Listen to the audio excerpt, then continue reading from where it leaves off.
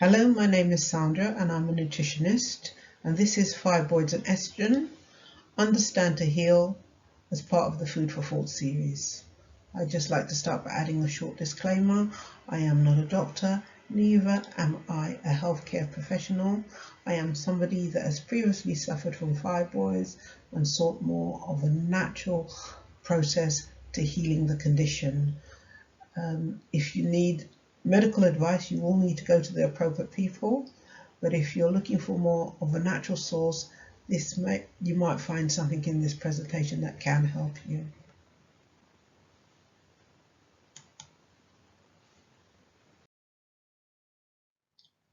So what we'll be talking about, we'll look at estrogen and explain what that is, the different types. We'll also look at why it is important. We'll look at it on a cellular level, how is it accepted into the body, and what are phytoestrogens. We'll also look at an intervention study and how that can be applied to use as diet as therapy. We'll also look at how we can monitor it for any allergies or anything else that's undesirable, and we'll finish off with a summary.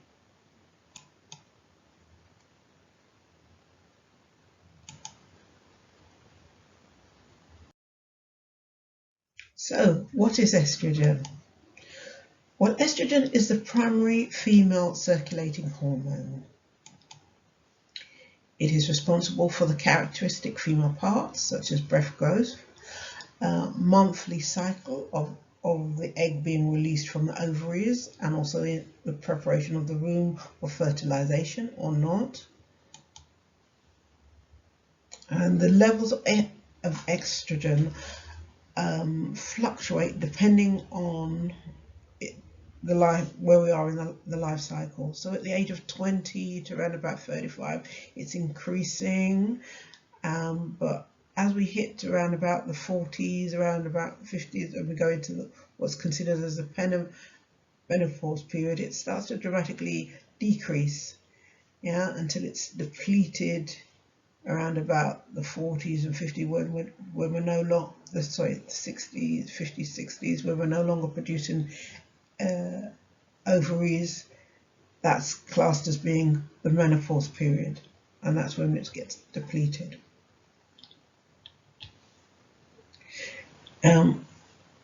Within the period around about the perimenopause period, when the estrogen imbalance is quite dramatic, that's the period that's mostly linked to the fibroids, because there is a connection with fibroids and estrogen within the body, because once we go into the menopause period, where we no longer have the high levels of circulating insulin, then fibroids tends to resolve and it's no longer an issue.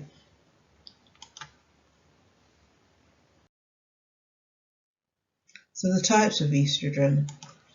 So in the estrogen that's made within our bodies primarily is E1, which is a type that is produced when we go into menopause. That the egg is initially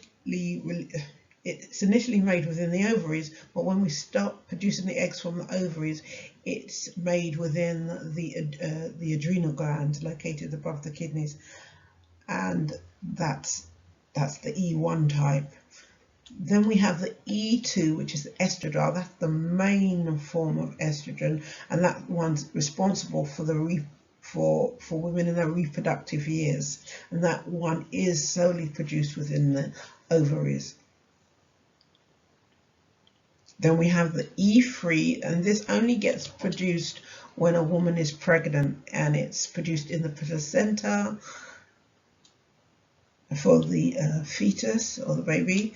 And then we have the estradiol, which is E4, and that one is actually produced in the fetus, during pregnancy. And these are all types that are made within the body.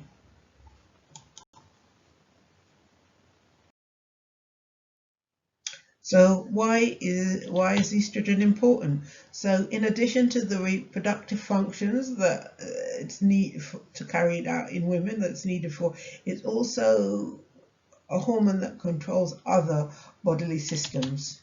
Yeah. So when we get naturally depleted, a number of health-related problems can occur. So when a woman goes into menopause, there is an increased risk for her of having cardiovascular disease, strokes, being overweight, being obese, because not having the estrogen, she then lacks that kind of protection. Also it increases the risk of bone turnover, which can lead to a deficit and also to bone loss. So when it's not so severe, it's called osteopenia, but when it gets really severe, it's osteoporosis. It also has an effect on the skin. Basically, the skin starts to feel a lot more drier when we're going into the menopause period, when we're losing estrogen.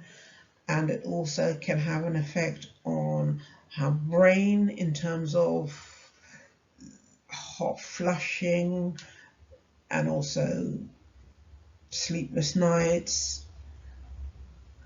It just has an effect on many systems in the body.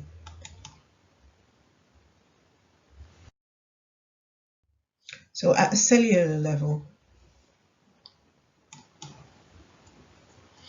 so the estrogen is a chemical messenger, yeah, and it comes in different forms. But whatever form it comes in, it needs an estrogen receptor to be accepted into the cell. Yeah, so it needs to attach. So the ones that are made in our body, they attach. So as you can see here, that they attach, but also we have ones that we get from the external sources, such as our diet. And these are termed, if they're coming from a vegetable source, they're called a phytoestrogen, and that's the plant source. But if it's coming from an animal, it's just termed as an estrogen. So just to give you an example on that, if you're drinking milk, just say milk, because milk's coming from a lactating cow, yeah, you're going to be obtaining some of the hormones within that milk, within your body. You'll be obtaining other things as well, calcium and so forth, but some of that hormones will eventually find their way into your system. And also you have the synthetic hormones. For example, the synthetic hormones is what's given to a woman when she's going through that perimenopause period to help alleviate some of the undeniable symptoms such as hot flushing and things like that. So that's a pharmaceutical product. You also get hormones that you might get as part of a contraceptive pill and things. Then you have the final type that is made within the environment, and these are not beneficial. These are called xenoestrogens. So the xenoestrogens come from plastics, pesticides, maybe beauty care products, maybe hair relaxers. These things are called, they disrupt the endocrine system, the hormonal systems, and they promote cell growth. So you get things like when a woman goes into menopause, then she might be more overweight than before. She starts putting on more weight, or say for example in the case of fibroids, it promotes an environment where the cells are not acting as the normal cells would act. So they growing bigger, or they're accumulating more extracellular matrix, or which basically is extra fluids around the cell. because these xenoestrogen, they have the ability to attach to the hormone, and when they attach to the receptor sites and be assimilated into the cells, and then the cells doesn't behave the way that it should behave.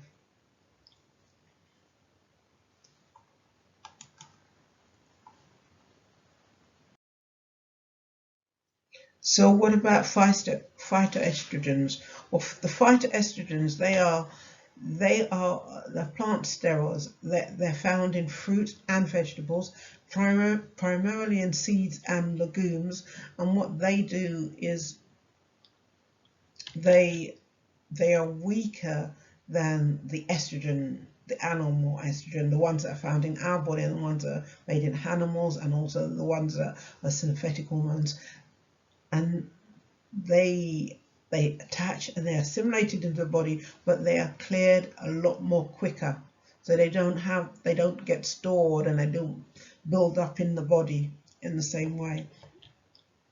So therefore they have many medicinal and nutritional benefits, because they carry information that acts as antioxidants.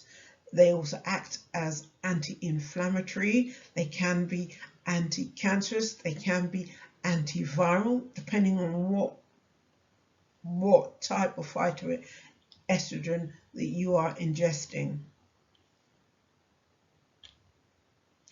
So in general, what you'll find is they will be cardioprotective, protective on the heart, which is very beneficial with somebody going through menopause, because then she will be at greater risk of that. And also they have a bone building potential, or bone building, or they can actually stem some of the bone loss, which is another beneficial aspect. And they've also got ability to help with the skin, to help with the anti-aging process.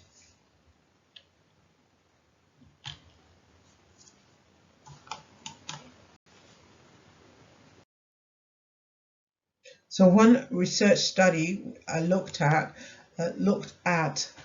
using pomegranate, because it is known to have its pomegranate, because it's for its medicinal properties. It's also known to have certain phytoestrogens in it, and it had a number of bioactive components that were beneficial. It looked at the seed, it looked at the pomegranate fruit, which is the seed, it looked at the pomegranate skin, it looked at the pomegranate leaf, and also the flower. And it concluded that they could be possibly used as an ingredient to assist with estrogen receptor issues, such as linked to breast cancers and endometrial and cervical. So that was a review looking at a number of studies that within that area. Then looked at a comparative study that used a particular aspect of pomegranate, the flower, to make a tea against tranexamic acid, which is a medicine used to stem endometrial or uterine bleeding. And it studied that in 90 women, divided into, one was the tranexamic acid group, and one was the pomegranate flower tea group. And it looked at these women over a course of 3 months, and it compared the symptoms of blood loss and the quality of life. And it found that the pomegranate leaf tea was as effective as the tranexamic acid, with less side effects. So the women complained of less abdominal discomfort and less vomiting and things like that, and felt that it could be a useful substitute for women who had these who was having this issue. And that was in 2014 that study took place. So when we're looking at using diet as therapy, I have used pomegranate, not the flower, but the actual pomegranate, and so I can say that it is beneficial. I found it beneficial for me. Pomegranate, although it is a fruit, it's a fruit that really consists of being a seed. I mean, that's what the name is. It's a many-seeded apple. You know, it's fresh seeds. According to Dr. Duke, a half a pomegranate in the Green Pharmacy, a half a pomegranate has a bioavailable hormone equivalent of 1 day's worth of HRT, and it's from a natural source. It's not only giving you that, it's also giving you epigen, which is a phytoprogesterone, which is the other type of female hormone. So it's kind of giving you a complete package, and also it is it's full of those flavonoids that are very beneficial because they're antioxidants and things like that. In terms of the if you want that kind of beneficial hormonal type replacement, the sexual hormone therapy, you need it has to be the whole fruit, not the juice, because that phytoestrogen is found within the seed. And also the seed contains valuable soluble fiber. Yeah, so that's going to help you keeping you regular, keep going, because that's another way that the estrogen, the excess estrogen that's not needed, is flushed out the body, especially the harmful estrogens such as the xenoestrogens. So approximately 80 grams serving, if we're looking at the 5 a day or trying to be have a more healthier lifestyle, an 80-gram portion is considered to be 1 portion of fruit, 80-gram serving. So this would be something that would be quite beneficial to implement into your diet if you're looking to kind of try to balance in your hormones, because you're not only going to get that balancing of help assist with the balancing of hormones, but you're going to have other beneficial aspects of introducing this fruit, this very medicinal fruit.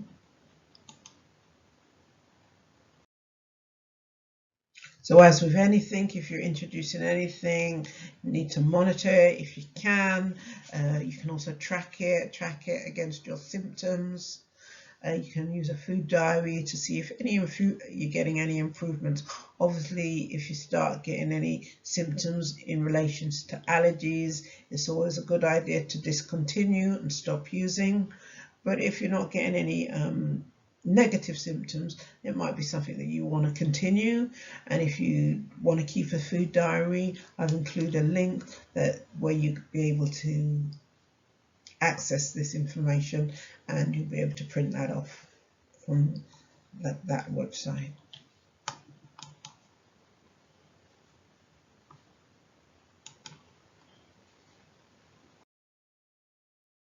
So in summary, estrogen hormone imbalances are associated with uterine fibroid growth, and it's most prominent in the perimenopause years.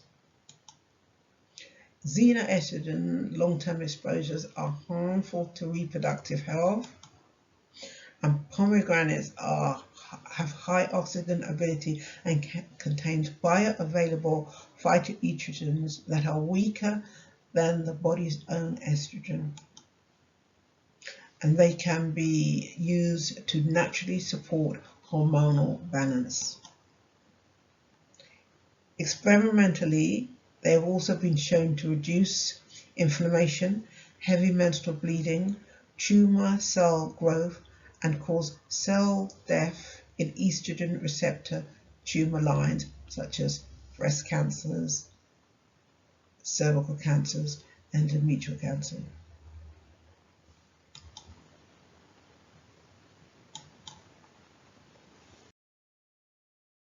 Well, thank you for watching. I'd just like to add a disclaimer that this information is for presentation purposes only, and further research is recommended to assist you in making an informed health decision. It is not a substitute for medical advice. If you have a pre-existing medical condition, consult your doctor or your healthcare provider before making any changes to your medical regime to manage your condition. Have a great day.